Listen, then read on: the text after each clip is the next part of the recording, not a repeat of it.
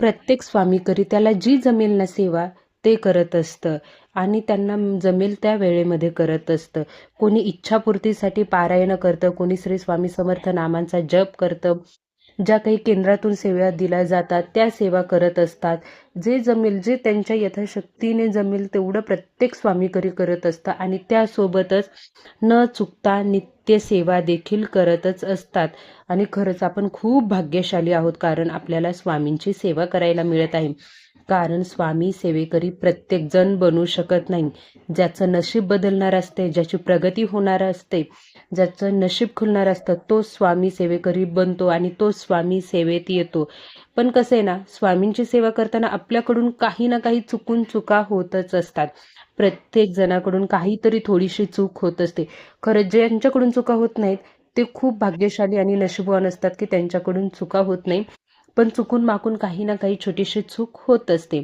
पण जर का तुम्ही निर्मळ मनाने आणि श्रद्धेने सेवा केली ना स्वामींची, तर बघा ती सेवा स्वामींपर्यंत नक्कीच पोहोचते. पण तरी देखील आपल्याकडून चुका होऊ नये याची काळजी आपण घेतली पाहिजे.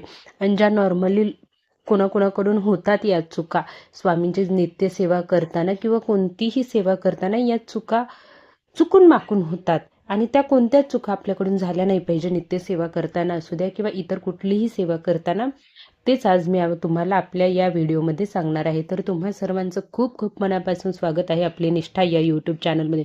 तुम्ही स्वामींचे भक्त असाल तर नक्की कमेंटमध्ये श्री स्वामी समर्थ लिहून एक लाईक करा.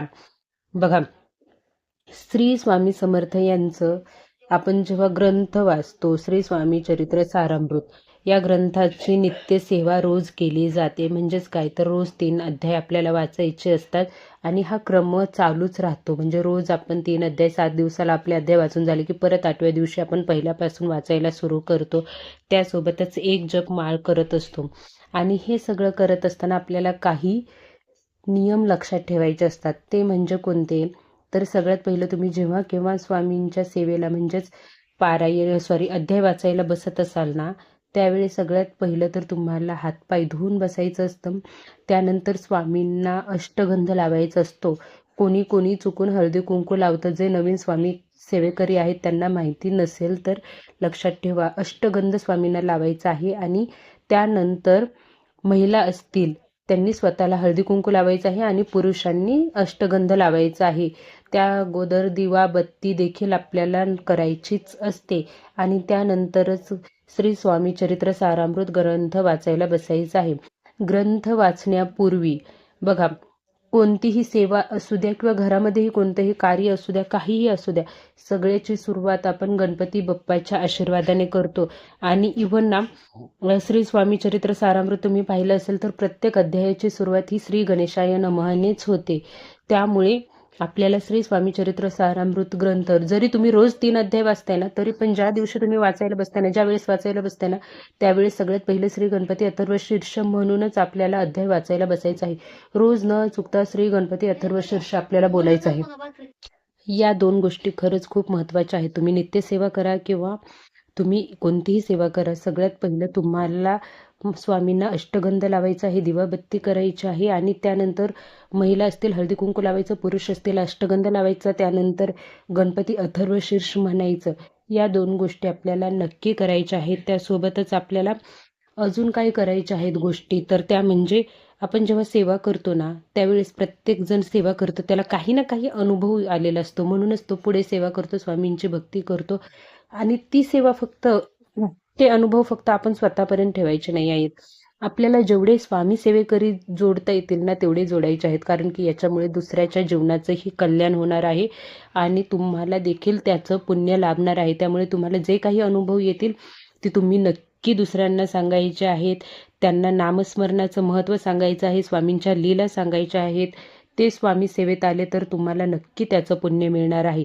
त्यासोबतच घरातून बाहेर पडताना किंवा घरी आल्यानंतर स्वामींचा आशीर्वाद घ्यायचा आहे. जेव्हा तुम्ही घराबाहेर पडणार असाल तेव्हा स्वामींना हात जोडून प्रार्थना करायची आहे की मी ज्या कामासाठी जात आहे ते काम माझं पूर्ण होऊन मी सुखरूपपणे घरी यावं. असं स्वामींना सांगायचं आहे. घरी आल्यानंतरही त्यांना धन्यवाद द्यायचा आहे. हे तुम्ही कधीच विसरायचं नाही आहे. याचा तुमच्या घरामध्ये नियमच बनवा. तुमच्या छोट्या मुलापासून तुमच्या घरातल्या प्रत्येक व्यक्तीला हात जोडून स्वामींचं दर्शन घेऊन घराबाहेर पडायचं आहे, हे सांगायचं आहे. बघा, करता आणि करविता तेच आहे. तुमच्या आयुष्यात जे काही घडते ना, ते त्यांच्या कृपेनेच घडते आणि त्यांचा आशीर्वाद तुमच्या पाठीशी राहावा वाटत असेल तर तुम्हाला रोज स्वामींना नमस्कार करायचाच आहे. आणि हां, एका हाताने नमस्कार करायचा नाही आहे, शक्यतो स्वामींना मुजरा करायचा आहे. ह्या सगळे नियम जर तुम्ही लक्षात ठेवले ना, तर नक्कीच तुम्हाला त्याचे अनुभव येणार आहे. तुम्हाला तुमच्या सेवेचं फळ मिळणार आहे. त्यामुळे स्वामींची सेवा करताना या गोष्टी लक्षात ठेवा. मग ती नित्यसेवा असू द्या किंवा इतर कुठलीही तुम्ही स्वामींची सेवा करत असाल, नक्की ह्या गोष्टी लक्षात ठेवा. श्री स्वामी समर्थ. श्री गुरुदेव दत्त. व्हिडिओ आवडला असेल तर नक्की कमेंट करा व चॅनलला सबस्क्राईब करा.